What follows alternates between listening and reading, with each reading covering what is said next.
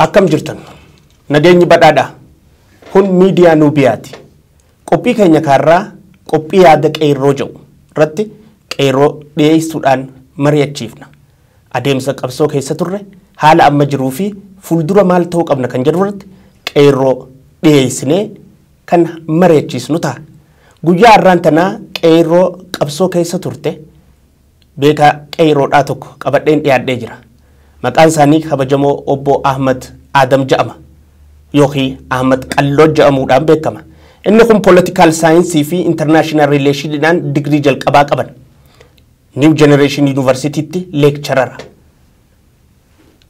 kabajamoo obbo Ahmad Aadam yookiin Ahmad Qalloo qeerroo jechaatumaan si dubbisa gaa'e harka wal fuudhuun jirtu kabajamoo afeerraa teenya dhageessanii yaamicha keenya fudhattanii qophii yaada qeerroo jedhu irratti nu dhiyaachuu keessaniif guddaa galatoomi.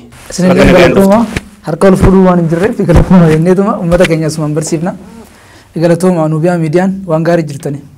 Ulfaadha. Gama atiyoon sin jechaa si dubbise rakkoo ka qabu natti hin fakkaatu qeerroodhaati. Bifaanis si arganii uummanni wanti saniifuu obbo Ahmad Aadam qeerroo Ahmad Aadam jechaan si yaama. Qeerroo Ahmad Aadam yookiin Ahmad Qalloo lameen keessaa kan feeta maqaa? Ahmad Qalloo feeta. Kanuma ati feetu kanaanin si yaama. Qeerroo Ahmad Qalloo gara gaafii keenyaas seenna bagana gaan dhufte ga'ee jenne booda falaasamni ida'amuu fi saba Oromoo akkasumas falaasamni ida'amuu fi biyya Itoophiyaa kana akkamiin ilaalta uummata keenyaaf dubbiin tun akka gaariitti kagaltee natti hin fakkaatu namoota tokko tokkoof naggaadota siyaasaa tokko tokkoof ammaas itti fayyadamuudhaaf isaanii mijjooytee jirti. Isii tana bifa akkamiin ilaalta? Galatoomaadha. Jalqaba irratti an falaasama ida'amu falaasama dhala namaa yookaan naachuraali uumamaan uummata yookaan saba namoota uumama wantoota uumamaa ta'e hunda if keessatti hammatee uumama qabatee ka'ee jeetii yaada. Jalqabumarraayyuu poointii falaasama ida'amuu jechi jedhu sinerjaatik walitti dhufeenya wantoota irraa dhufa. Fakkeenyaaf lafa jedhamna lafti kun waan maal qaba biyyeef keessaa qaba dhaqaaf keessaa qaba cirrachaaf keessaa qaba lafa jedhama dhaqaan dhaqummaa isaa gadi lakkisu biyyeen biyyummaa isaa gadi lakkiftu garuu waliin lafa jedhama falaasamni ida'amuu kun odoo wantoota walitti fidu san namas haa ta'u dinagdees haa ta'u namuu akkaataa isaa adeemsa isaatiin waan qabu fudhatee walitti ida'amee itti deema falaasama ida'amuu keessattuu falaasama ida'amuu akkasitti ilaalu namni falaasama ida'amuu hubate nama qarooma kuush civilization hubate jeetii jaata. Sirna gadaa akkamitti kush civilizationiin starting point natural qarooma addunyaa tanaati wantoota hunda walitti fide sirna construction ijaarama addunyaa tanaati sirna bulchiinsa addunyaa tanaa walitti fide fakkeenyaaf sirna gadaa fudhatte nama hin ajjeesu nama ajjeesu maal godha walitti fidee waliin jiraachisa ollaa waliin jiraachisa waliin jireenya namootaa hima walitti qindaa'uu waa hundaa hima sirna gadaa. Falaasamni ida'amuutis walitti dhufeenya hawaasummaa fida walitti dhufeenya dinagdee fida namni akka wal gargaaru uumama jechuudha fakkeenyaaf namni lilmoo qabus lilmoo isaa fudhatee dhufee nama iskaabaatara qabutti walitti ida'ama kan lilmoo qabu bakka huccuun isaa jalaa hodhitee fodha kan iskaabaatara qabu immoo lafa isaa qotaaf jechuudha namni kun waliin jireenya kana hima sirni gadaas kana hima falaasamni ida'amuu kunis kana hima wanti kun falaasamni ida'amuutiif sabni Oromoo adda bahuu hin danda'amu maaliif piroojeektii Oromooti. Namni kun saayikooloojii Oromootiin guddate.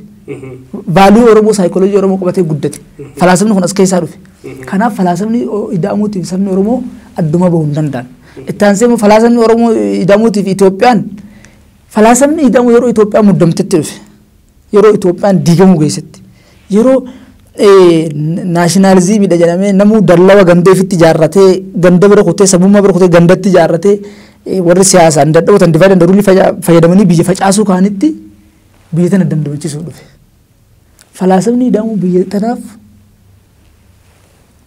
bu'uura yookaan utubaa dhajeetii yaada. Kanaafuu falaasamni ida'amuuf Itoophiyaanis falaasamni ida'amuutiif Oromoonis adda bahuu hin danda'an. Kanaaf wanti kun namoonni tokko tokko falaasamni ida'amuu kana waan akka saboota facaasuu yookaan saboota kana bakka walitti maxxansuu baqsuu jansan baqsitee cunfu godhuu akkasii miti. Waan qabu nama walitti dhufuudha. Waan qabu walitti dhufuun ammoo nama baysuu miti akka namni waliin jiraatu gochuudha. Falaasamni akkana addunyaa irra hin jiru. Politishaanonni addunyaa hedduun maal fayyadama? Divide and rule fayyadamu. Biyya haa ijaaru malee namoota paaworii qaban, namoota aangoo qaban, namoota isaan falman degrees wanni destroy godhuu barbaada, diiguu barbaada. Garuu falaasamni kottaadha hundi keessan kottaa waliin deemna, waliin qajeellaa waan jiruuf falaasamni daamuutii fi sabni Oromootis, falaasamni daamuutii fi Itoophiyaanis, falaasamni daamuutii fi addunyaanis addan ba'an jeetii jaala. Kanaafuu falaasama addunyaa bareedaadha. Duuba amma falaasama daamuu kana namoonni daldala siyaasaa hojjetan tokko tokko dantaa siyaasaa isaaniitiif jecha keessattuu sabboonummaa Oromoo tana hacuucee dhabamsiisaa, Oromummaa tana balleessaa, Oromoon akka Oromootti akka sabaatti akka hin jiraanne taasisaa idaamuun kun warra jedhanii mudhii hidhatee mormuutu jira. Sirriidha jirri kun. Ani akka isaanitti Oromummaa hubatantu na dhibe. Ani Oromummaa akkaan itti hubadhu waan guddootti hin hubadha. Fakkeenyaaf sabboonummaan Oromoo waan irra ijaaramte qabdi. Sabboonummaan Oromoo erga qaroomni sirri barreeffamee hierogilaafiksii kuushota waggaa 16 dura diigame deebisee achirraa madda warra qubee tolche. Sirna barreeffamaa tolfatanii aadaalee garaagaraa tolfatanii ribiildiif godhe. Qaroomni sirna barreeffamaatiin ka'e dafeen kufu waggaa 1000 baay'ee deema malee. Sirni sabboonummaan akkanaatuun akkamitti kufti. Oromummaa akkaan itti ilaalu waan guddaa. Fakkeenyaaf arbii teerii kee waan hilleettii kee jidduu dhaabbatee ana dhokatoo jee saayikooloojii isaati isa dho'ise moo qaama isaati isa dho'ise arba kana. Saayikooloojii isaati. Sabni Oromoo saboota xiqqaa addunyaa yookaan Itoophiyaa keessa jiran kana dhiisi yoo addunyaatti dabalame yookaan addunyaa wajjin jiraate sabboonummaan Oromoon hin dhabamtus Oromummaan isin dhabamtu Oromummaan isin diigamtu. Oromummaan kan diigamuu dandeessu yoo nuti harka walitti lallaaqneeyyuu wal dhiibinsa keenyaatu baay'ataa namoota xiqqaan nu injifatu malee Oromummaan dhabamuu bira kuttee jirti amma. Kanaaf falaasamni daamuu saayinsiin isaatis waan waa balleessuu hin eeyyamtu. Falaasamni daamuu wanni amma jara kanaa fi falaasamni daamuu wal faalleessa. Falaasamni daamuu waa balleessuu san ta'in waa ijaaree walitti fidee waliin jiraachisuudha. Kanaaf aan akkatti hin deebisaa namoota saniif. Bareedaadha. Kanumaa wajjin wal qabatee paartii biyyaalessaa ijaaruun federaalizimii diiguudha jedhan ammas. Warroottummaan naggaadotiin siyaasaatuun anama da'amuu bifa ati jettetti uummanni Oromoo sirriitti hubata jeetii yaada. Waan qabu walitti dhufanii wajji jiraachuudha. Warri immoo ammaan tana yaada daldala siyaasaa kana oofan paartiin biyyaalessaa ijaaruun federaalizimii diigaa jedhaniin maas isaanii nyaaraa haddateetuma moggotu garra. Dhugumatti ati ammaan tana saayinsii siyaasaa saayinsiidhaati barattee international relationii barattee paartii biyyaalessaa ijaaruun federaalizimii diiguudha. Ani waan kana akkamitti ilaala? Paartii biyyaalessaa jechuun akkam federaalizimii diiga. Warreen federaalizimii jalqaba ijaaranii paartii biyyaalessaa qaban. Namoonni biyyiti federaalizimii ijaarte Ameerikaadha. Federaalizimii jechuun kana warra sirna federaalizimii kana wal dhabiinsa achi ture irraa ka'ee kan fide federaalizimii Ameerikaa. Ameerikaan paartii biyyaalessaatiin burte. Kun propagaandaadha yookaan stroternifying waan jedhan faafirgeet godhanii baasuudha yookaan propagaandaa fayyadamuudhaaf stroternifying jechuun meeyira tokko meeyrii marga kaan fakkaatee warshaa keessaa bahu hin jiru jechoota falaasama waan sobatee tokko jechuudha. Falaasii sobatee tokko wanta fakkeessanii uuman yoo san ta'e malee paartiin biyyaalessaa ijaaruun federaalizimii hin diidu. Fakkeenya biyyoonni addunyaa kanarra jiran parsantiin 40 federaalizimii bulan. Santaanaan biyyoonni kunniin irra hedduun isaanii paartii biyyaalessaa qabu. Fakkeenyaaf Indiyaa fudhadhu waggaa meeqa South Africa, Nigeria, America, Scandinavian biyyoonni Scandinavia ta'an guutuun paartii biyyaalessaa qabu. Paartii biyyaalessaa ijaaruun paartii jechuun sirna mootummaa caasaa diriirsuudha malee biyyoolitti cafaqsuun paartii biyyaalessaa jechuun federaalizimiin diigu saayinsii kamiinuu saayinsii fedhan loojikaa fayyadamu terminoloojii siyaasaa fayyadaman etimoloojii of wordii warreen jecha saayinsii jecha qorattuu haa fayyadaman wama fedhan fayyadamanu fedhan fiiziksii haa fayyadaman paartii biyyaalessaa takka ijaaruun federaalizimiin diigu federaalizimii jechuun ummanni waan qabuun yaada isaatiin saayikooloojii isaatiin vaaliyuu falaasama waan aadaa ifii qabuun saboonni biyya tanaa hedduudhaame walitti dhufanii federate godhanii distribution of power hirannaa aangoo sharing of power hirmaannaa aangoo san hirachuudha. Paartiin biyyaalessaa immoo mootummaa ijaara. Mootummaa ijaaruun sun mootummaa yeroo ijaaramu angoon akka seeraan uummata hundaaf geessu gaa. Kanaaf paartii biyyaalessaa takka ijaaruun federaalizimiin diigu kun soba. Paartii biyyaalessaa kunii fi falaasamni daamu kun waan bakka takkaa dhufeef paartii biyyaalessaa ijaaramtu kun falaasamni daamu kun federaalizimii diigee tokkummaa godhan jedhan. Federaalizimii jechuun wanta garaagaraa lama walitti fidanii waloodhaan jiraachisuu jechuudha. Falaasamni daamu jechuunis wanta garaagaraa lama akka fakkaattuu fidanii waliin jiraachisuu jechuudha. Wanti kun akkamitti eessaa wallaba saayinsii kamii wallabsiisa. Paartii biyyaalessaa waa diigamte Indiyaatti diigamte. Indiyaatu cufa qabata. Indiyaan saboota meeqa qabdi nurra hedduu. Naayijeeriyaan saboota nurra guddaa saboota dhibbaa meeqa qabdi 200 garas qabdi. Isteeta 36 maal qabdi. Federeetiidhaa garuu paartii biyyaalessaa qabdi. Ameerikaan biyyi 50 paartii biyyaalessaa takka qabdi. Itoophiyaan paartii biyyaalessaa takka ijaarratteef maaltu diigumfite. Piroojeektii akkanaatiin nu barbaachisa. Qabsoon saboota biyya tanaa qabsoo eenyummaa biyyaalessaaf keessaa qabdu ta'uu qaba. Namuu gandaggalee yoo qabsaa'e waan harkisa malee biyya hin jaaru. Eenyummaa biyyaalessaa gizeetu maal jechuudha? Eenyummaa biyyaalessaa. Daawwattoota keenyaaf akka ta'u. Eenyummaa biyyaalessaa jechuun kaawuntirii bulliin irratti dhufa. Naashinaalitii kan jennan gartee sitiziin. Fakkeenyaaf akka feete Itoophiyaa jibbitu addunyaa irra deemtu paaspoortiin kan Itoophiyaa jedha. Biyya waloota nuti jaalannu eenyummaa biyyaalessaatiin tanamuu waan fakkaatu namni dhuunfaadhaan amma qalloo saba tokko namni dhuunfaa tokko saboota Itoophiyaa keessatti ishaaraa isaa arguu qabu. Eenyummaa biyyaalessaa yeroo jaallu. Eenyummaa biyyaalessaa jechuun sani. Qabsoon eenyummaa biyyaalessaaf keessaa hin qabne biyya ijaaruu irratti xiyyeeffatu. Wanni Itoophiyaa tana duubatti harkisa qabsoo eenyummaa biyyaalessaaf keessaa hin qabne waan ta'eef kanaaf paartiin biyyaalessaa ijaaramuun eenyummaa biyyaalessaa cimsee eenyummaa biyyaalessaatii fi eenyummaa sabummaatii fi eenyummaa biyyaalessaa baalaansi godha. Wanni amma Itoophiyaan tana dura baalaansi ta'uu diddeef eenyummaa biyyaalessaatii fi eenyummaa sabummaa baalaansi waliin goonee wal harkisaa turte waan ta'eef kanaaf paartiin biyyaalessaa sun bakka san jabeessa federaalizimii diiguu miti. Kanaaf kun waan dhugarraa fakkaate waan saayinsirraa fakkaate waan uumamarraas fakkaate paartiin biyyaalessaa federaalizimii diiga jechuun. Galatoon gara gaafiitti aantu dabarra.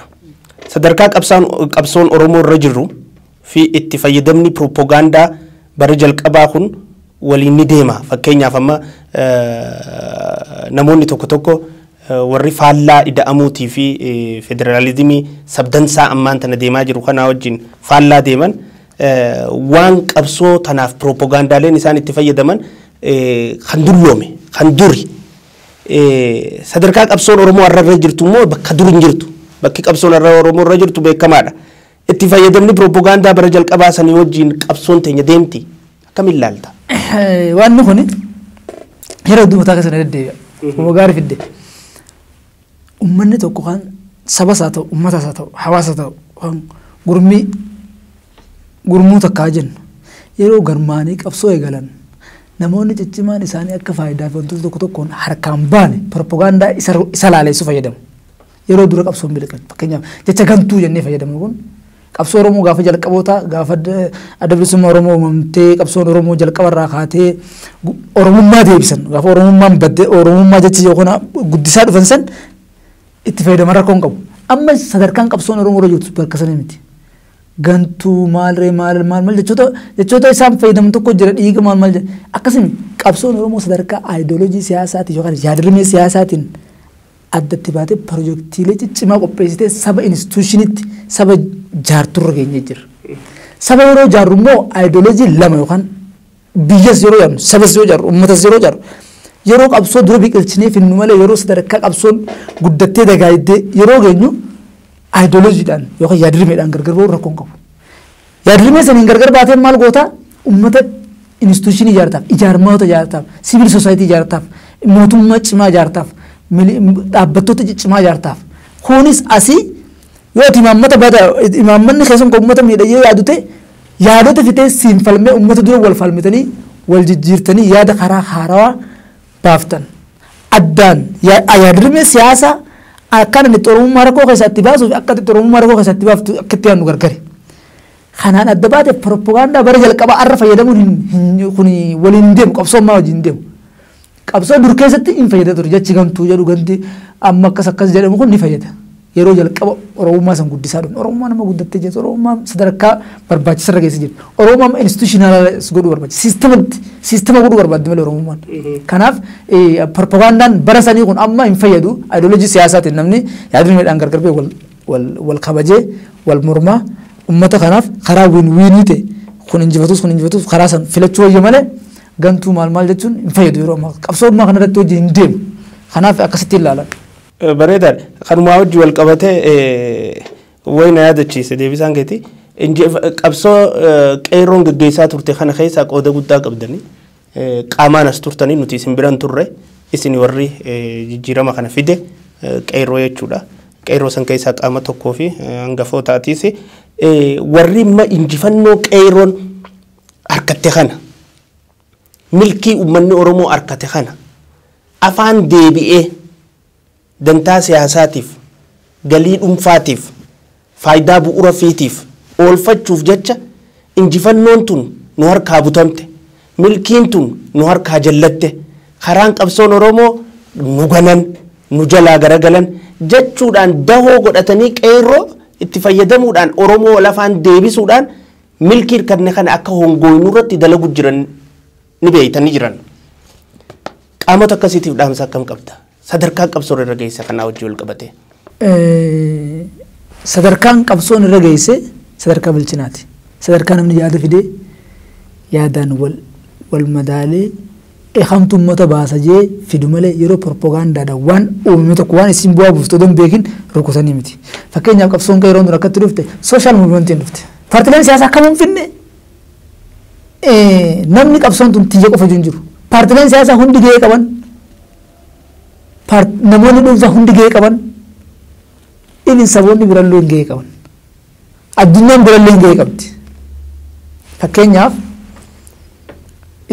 paartileen Oromoo hundi gahee qabdi. Paartiin abaluu gahee hin qabdu jechuun hin danda'amu. Yookaan paartiin abaluu gahee hin qabdu jechuun hin danda'amu. Yookaan namni kun gahee hin qabdu jechuun hin danda'amu. Kanaaf maaltu barbaachisa? Qabsoo gamtaan dhufte tana rezistaansi irra turre gaafa san qabsoo irra turre amma gavarnansii seen sirna gavarnansii tammoo mootummaa ijaaruun dirqama. Adeemsa qopheessuun dirqama. Sagantaa siyaasaa qopheessuun dirqama. Tooftaa qopheessuun dirqama. Tarsimoo qopheessuun dirqama. Imaammataawwan garaagaraa qopheessuun dirqama. Dippiloomaasii ciccimaa foreen poolisii irratti hariiroo alaa kan cimuun dirqama. Kana gochuuf maali? Paartiin jiraachuu qabdi. Paartiitu mootummaa ijaara waan ta'eef. Paartiin yaadrimee fi ayidooloojii siyaasaatiin adda babaati. Sadarkaa sanarra jira. Sadarkaa sanarra yeroo jirru kanatti namni uummanni kun guutuu yaada tokko qabaachuu qabaju yookaan nu ganan jechuu ganuun sun maal jechuu wanti ganuu sun maal jechuu eenyu gane isaan maali akkaan itti Oromoo rakkoo keessa baasuu fi akka isaan itti Oromoo rakkoo keessa baasan itti yaadnu gargaraa ta'u malee isaan eenyutu isaan qofa Oromoo godhee Oromoo godhuu dhorke yookaan si Oromoo dhorkuu dhorke yookaan abbaa bira Mr. X imaaltu X Oromoo godhuu dhorke eenyu gane inni maal waan ta'eef abalu ganamaa ta'a. Kanaaf qabsoon sadarkaa amma nu gananii osoo hin ta'in qabsoon Oromoo muuvimentii reezistaansii irra turte gavarnansii seenuun dirqama. Isaan yaada haaraa fidanii yaada gavarnansii inni tokko hafidame. Gavarnansii irra seente ati jettu kanaani gavarnansii irraa fuudhanii reezistaansii deebisuu warra fadhuutu waan kana oofaa jira. Kana kun hin ta'u qabsoon reezistaansii uummata kana duuba waggaa 50 guutuu reezistaansii irra tursiifni amma reezistaansii. Maaliif hin taane? Ummata baruun dargaggoota keessa dhorka. Uummanni Oromoo kun siistama seenuu qaba. Siistama poolitikaa seenuu qaba. Siistama dinagdee seenuu qaba. Siistama hawaasummaa seenuu qaba. Siistama biyya kanaa keessa seenuu qaba. Siistama addunyaa keessa seenuu qaba. Addunyaan siistama qabdi amma akka nuti dirree yaanee taaksii horree baanee gallu kanaa miti. Nama addunyaa tana akka ooyiruu abbaan kiyya qotee abbaan kiyya anaaf ooyiruu teenya qabutti qabu jira. Itoophiyaa kana nama akkasii qabu ture. Akkasii qabutti. Oromoon achi seentee siistama san seentee akkasitti biyya fudhatuu qabdi. Yoo akkas hin taane huluma dura hangaasaan akkana naan jaa maqalloon akkana naan jaa abaloo akkana naan jee yoo jechaa oolle. Anamma na dura dhaabbattee waan arrabsite anaaf si yoo naan jette anaaf si naan jette firaan si eega. Caljee nammoo egaa oolle caljee si biraa deemee mana dhufee si jeesuu hin danda'a. Yookaan si dhahuu hin danda'a. Siistamni siyaasa Oromoo siistama caljanii siyaasa Oromoo siistama keessa galchuu gavarnansii keessa galchinee gavarnansiidhaan siistama galchuu qabna malee yeroo hunda shawii garsiisuu hin qabnu jetti nama yaada. Kanaafuu qabsoon Oromoo gavarnansii seenuu qabdi. Garri mootummaa kun gavarnansii seensisee jira. Qabsoo Oromoo fidee jira. Warra itti laffee warra maadiyaatii baase odoo qabsoo tana biyya keessatti itti godhu. Isin hundi hoottaatii yaadaan nu dorgomaa jedhe. Isaanis qopheessu piroojeektii yoo mootummaan kun karaa irraa dabatee piroojeektii qopheessu yaada pilaana san faalleessu. Yookaan pilaana san karaa sirriitti karaa win deebisu qopheessu yoo sirrii miti yaanillee. Yookaan ammoo poolisii odoo hin qopheessin odoo waan uummata hin qopheessin odoo waan tokko hin qopheessin ammallee uummata reezistaansii deebisne jechuun rakkisa. Uummanni tokko reezistaansii waggaa hagatti reezistii godhee turee ammas riiliisii deebi'e malee kontiinuu riiliisii hin danda'u. Hin injifatus akkasitti. Hin garreessu uummata muuvimentii addunyaa akkasitti turte. Kanaaf gavarnansii seenuun dirqama waan ta'eef propagandaan naganee eenyu ganee inni maal waan ta'eef abaluu isa ganee yookaan isaaf eenyutu wanti abbummaa kannee kanaaf abbummaa eenyu irraa fuudha. Kanaafuu wanti kun waan siyaasa yeroo ammaa kana yookaan siyaasa Oromoo keessatti hin dalagne garuu siyaasa abaluun injifadheenii to bahanii to dubbatanii propagandaan injifachuu deemu yeroo itti deeme malee karaa saniin sirrii miti hin jaan. Akka qeerrootti fi abbaa hirmaannaa qabsoo tana keessaa qabutti akka hayyuu qeerroo tokkootti warreen if sabboonaa godhanii kaan gantuu godhan if Oromoo godhanii kaan saba biraa fakkeessanii daldala kana oofan gavarnansii keessa seenne kana keessaa nu deebisanii reezistaansitti amaluma barre ka dursaniin imaammata silaa injifachuu karaarra jirru kana nu harkaa danquyaan kun waan paartii isaanii hojjechuu dhiisanii yaada eega magaalaan ta yaadaa taate eega magaalaan ta ideoloojii taate waan paartii isaanii hojjechuu dhiisanii wahuma paartiin biraa hojjette ganamaa galgala maarraa haasawaa oolan kun fudhatamanii qaba jettee yaaddaa qeerroo biratti. Qeerroon namni hundi tameeshaa godhatu qeerroon if jiraachifte instituushinii hawaasummaa jechuudha. Hawaasummaatu qabsoo fide yeroo hunda injifannoo fakkeenyaaf Arab Spring yoo fudhanne social movementidha. Qeerroon maqaan movementii kanaaf sirna gadaa keessa duraan jiraatu malee maqaan movementii kana keessatti jaarsa waggaa 90 ijoollee waggaa 5 qeerroo jaamtee waamte garuu sirna gadaa keessa ijoollee nama umurii 18 dargaggummaa jechuudha. Garuu sirna movementii kana keessatti jechi qeerroo yennee itti fayyadamne kun jaarsa waggaa 100 jaartii waggaa 100 ijoollee waggaa 5 walumaan itti fayyadamne maqaa movementii jechuudha. Amma kun wanti inni godhu namni abbaa qeerroo tokko qeerrummaa abbummaa qeerroo kan fudhatama qeerroo akkas taanaan hawaasa guutuu abbummaa fudhate jechuudha. Qeerroon akka itti yaadu qabu qeerroo yaada mataa ifii qaba. Wanni keessa tokko waan ta'eef qeerroo yaada mataa namoonni akkasii yaada mataa qaban jira yaada biraa qaban jira. Kanaafuu qeerroon mootummaa kana yaadni mootummaa kana sirriitti ta'eef jira. Ka yaada kana sababa hubannaa dhabaatiin didan jira. Kana immoo yaadni kun nun baasu jee diduus jira. Teemmoo qeerroon guutumatti qeerroon waan kana jibbitee jedhanii qeerroo propagaandaatti fayyadamuun waan isaan isin oofsifne waan sirrii miti. Qeerroon mootummaa kana jibbitee qeerroon abaluu jibbitee amma isaan abbaa qeerrooti yaa maaltu abbummaa kanneef jedhanii wajjumatti waan afaan ta'uuf jira. Kanaaf qeerroon wanni psychological building malee structural building qabsoo san keessa yeroo gaggeessuun psychological building psychological building jechuun yaadaan walitti ijaaramne malee structuring ture structuring ture warri bara san nuti qabsoo keessa gaggeessaa ture sanuu nu diiga ture. Kanaaf psychological building sun ammaan tana bara resistance irraa gara governance yeroo seennu akkasuma yaadni adda goraachuu. Kanaaf qeerroon bakka isaan jiran hin jirtu. Akkasii yaaduu qabu. Ammoo sabboonummaa fiigee antummaa bakka xixiqqee turtanatti fakkaate.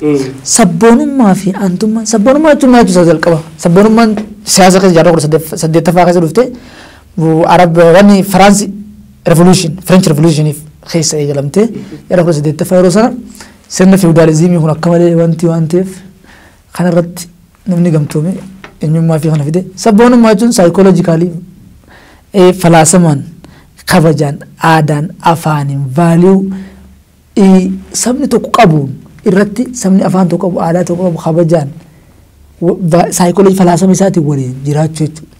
Saba laallata malee paartii yookaan murna siyaasaa tokko laallatu sabboonummaan.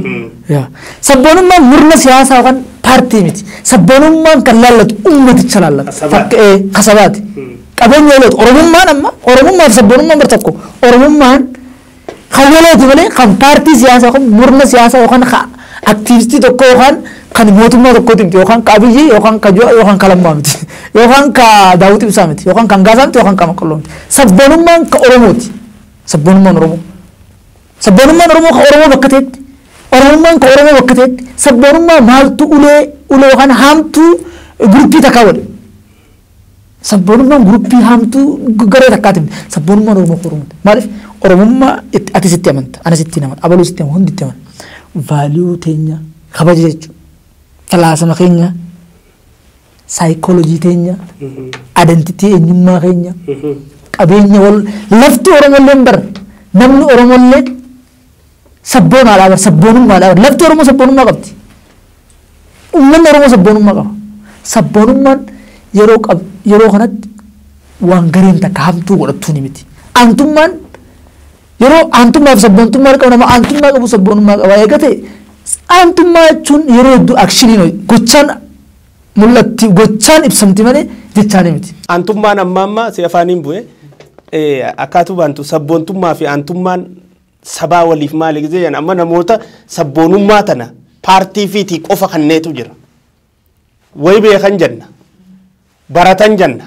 Ammoo sabboonummaa ta paartii godhatan. Sabboonummaa tanaawu naafi nama na jala deemuu qabaa ka je'ee yaaduu jira. Gizuma hundaa'u ni garraa baritti qofalla. Sabboonummaan ta sabaa eega taate. Aantummaan nama keessaa ta sabaa dhuftu eega taate. Namoonni waan akkanaa fayyadaman kun ummata tuffachuu, ummata wallaalan lakkaa'u, ummata kanaaf meeshaa godhachuurraa kan burqe sitti fakkaatu. Yeroo takka takka beektaa maaltu jira seeti.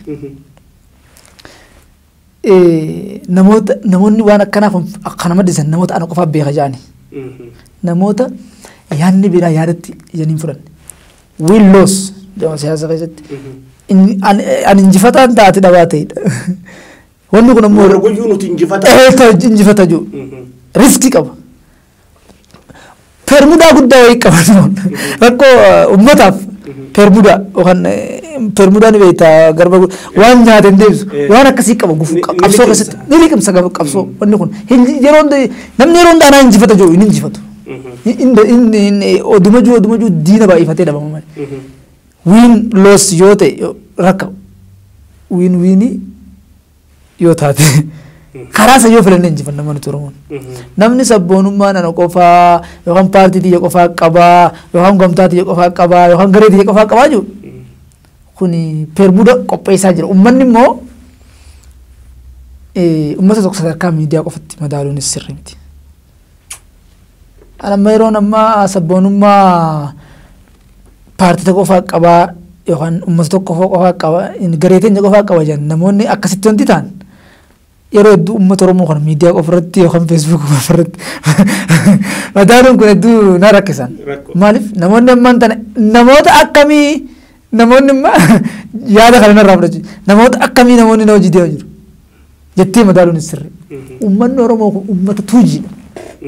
Uummata tuujii jechuun uummata keessa gadoo fagootu uummata guddaadha. Uummata miidiyaa irra madaalanii miti. Kanaaf sabboonummaan garee tiyya qofaa jechuun kun rakkoo siyaasa fidaa nama isin injifachiisu yeroo fi akkuma chaatii hin deema hin dabama.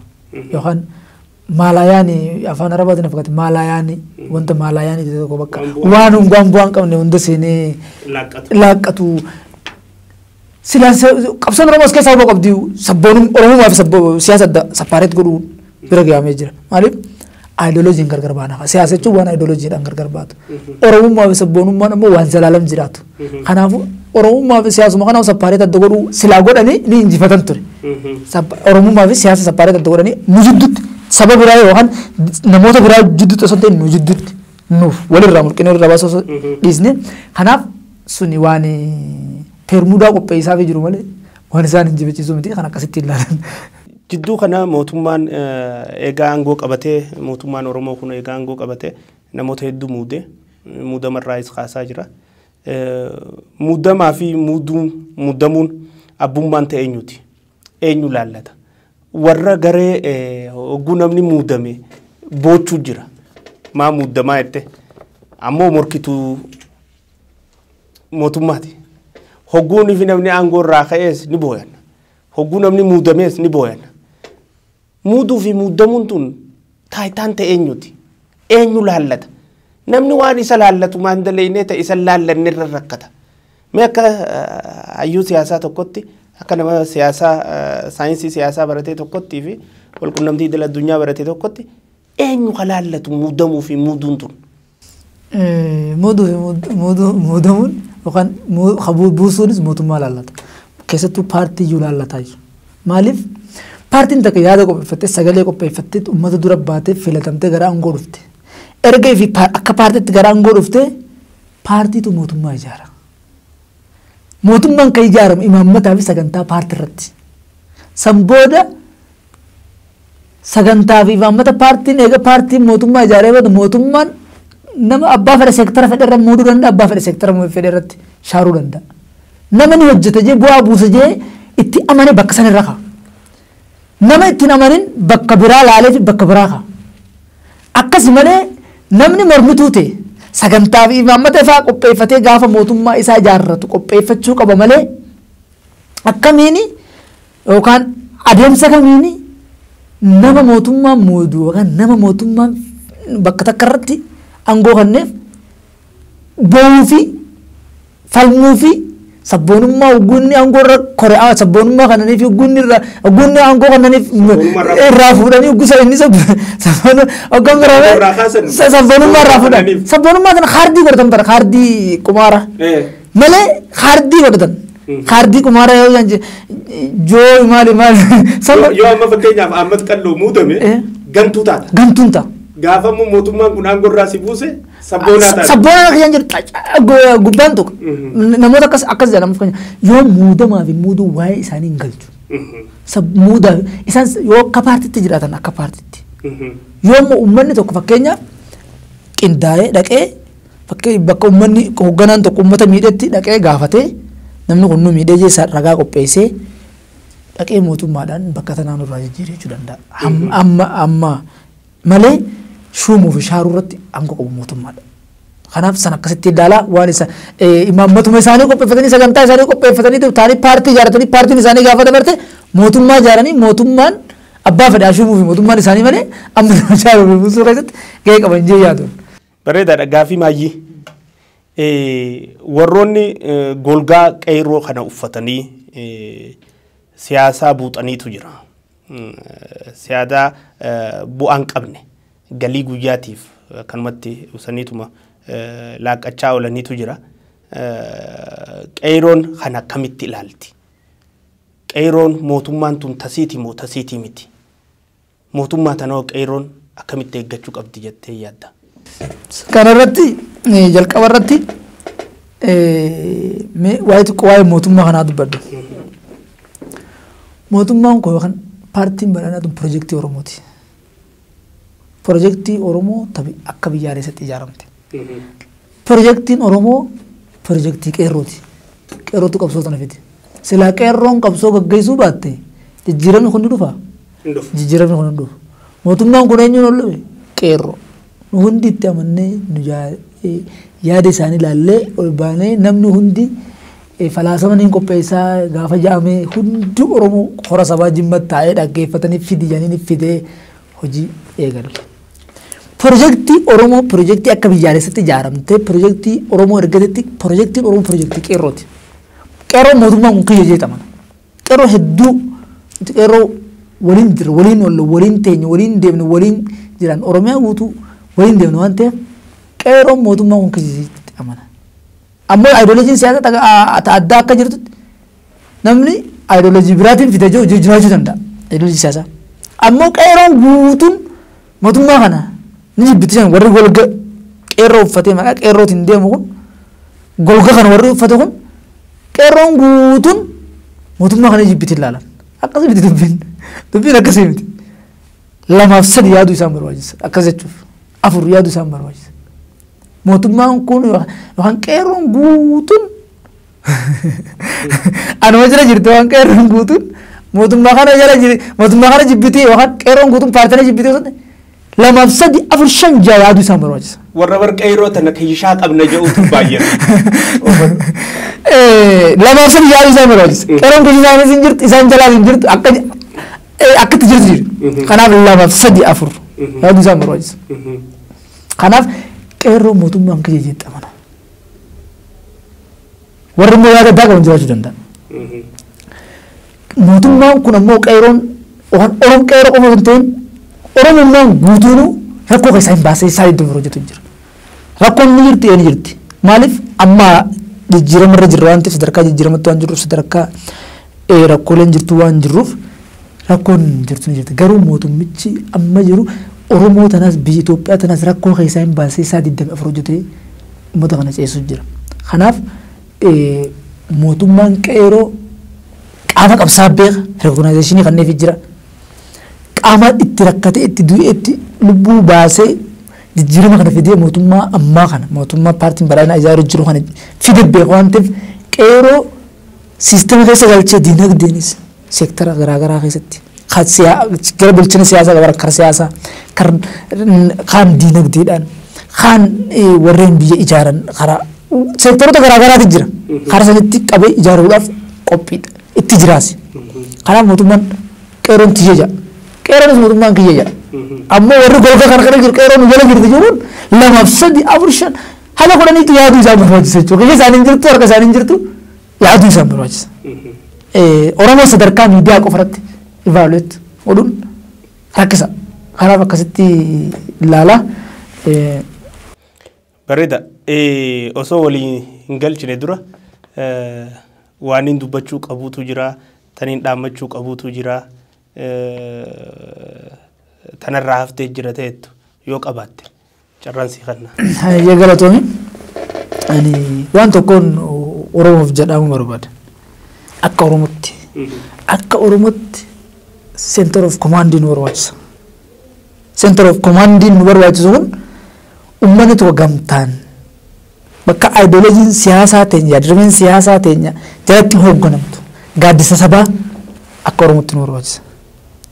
Kana gochuuf ammoo daa'imarraa, jaarsarraa, ijoolleerraa, yuunivarsiitiirraa, barattootarraa hundarraa ijaarama qabu malee amma akka reedhoota na gaaddisaa hooggansa Oromooti jedhanii waan hijaa keessa ol naqee wal fixee aangoo fi walii dabarsuu Eertiraa kana keessa dhukkee olirraa kaasee biyya kana keessa dhukkee olirraa kaasee dhufanii walitti waan walitti araaramne gaaddisa sanarratti center of command bakka uummanni kun jalaa ajajamu bakka warra yaadrimee siyaasaa kan qabanis jalaa ajajaman bakka warra ideoloojii siyaasaa kan yaadrimee siyaasaa kan qabanis jalaa ajajaman sacred society kan center of command saba kana barbaachisa.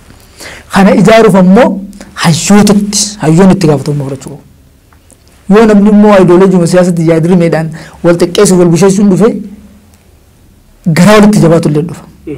Warra ideoloojii garaagaraa qaban kun isaan garaa walitti jabaatu kana jittu sabni miidhamuu danda'a waan ta'eef center of command sabaa ijaaramuun dirqama. Akka biyyatti illee yoo jiraate saboota Itoophiyaa jidduutti center of command bakka sabni hundi komanii yeroo eenyummaa biyyaalessaa fi eenyummaa sabummaa fi biyyaalessummaa tana baalaansii goonu san akka biyyatti illee center of command nu barbaachisee waan ijaaruuf kanumaan jira. Galatoon. Kabajamoo Ahmad Aadam nama political science jalqabaatii fi international relationiidhaan eebbifame kan New Generation University barsiisu lecturer ta'e qophii yaada qeerroodhaa jiru kanarratti nu dhiyaatee gaafii fi deebisa keenya nu deebisuu keetiif guddaa galatoomii maqaa ilmaan Oromoo hundaan si galateeffannaa maqaa miidiyaatiin Nubiyaa miidiyaatiin ulfaadhuu kabajoomii sin jenna. Isinillee galatooma Nubiyaa miidiyaan akka qarooma kush dur deebisnu san akka nu godhuun hawwa galatooman jaa. Inshaallah galatoomii daawwattoota keenya. Turtii lamaan wajji gootaniin galatoomaa isiniin jenna. Nubiyaa miidiyaa hordofaa miidiyaa haqaa fi dhugaadhaa. Keessumaa keenya kaarraa kabajamoo Qeerroo Ahmad Qalloo wajjin marii nuti taasifne asirratti xumurra. Qophiin tun tatti fuftu taati. Qophii yaada Qeerroo jedhu kutaa lamadaatiin hanga wal agarru turtii gaarii warra baatii Ramadaanaa soomanuudhaaf qophaa'aa jirtan ji'a Ramadaanaa Rabbiin baga isiniin ga'e warra Ramadaana kana keessa milkii hojjetu gaarii hojjetu khayrii hojjetu Rabbii isin haa godhu afeerraa teenya kadhaa teenya Nubiyaa miidiyaan anis keessumachiisa akkanumatti illee teeknishaanota keenya kan kaameraatii fi kan idiyeetaraata horee jirtu hundaa wajjin galatooma isiniin jenna guyyaa gaarii qabaadhaa.